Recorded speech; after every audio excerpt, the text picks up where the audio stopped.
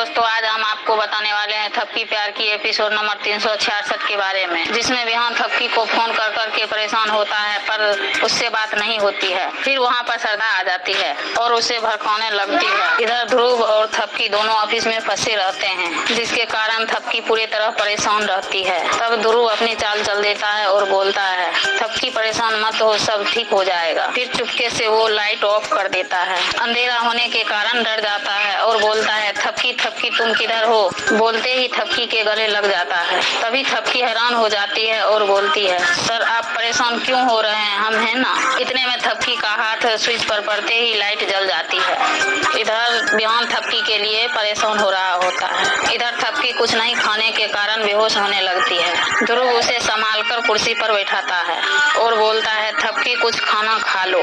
लेकिन थपकी मना कर देती है। फिर भी ध्रुव उसे जबरदस्ती केक खिला देता है। तभी थपकी बोलती है, सर ये आपने क्या किया? मुझे विहान के हाथ से खाना खाना था। तभी ध्रुव बहाने बनाकर चाबी ढूंढने लगता है, पर चाबी तो उसी के पास रहता है। फिर दरवाजा खोलता है और बोलता है, चलो अब खाना खा लेना और मेरा काम भी हो गया। इधर विहान थपकी का वेट कर रहा होता है।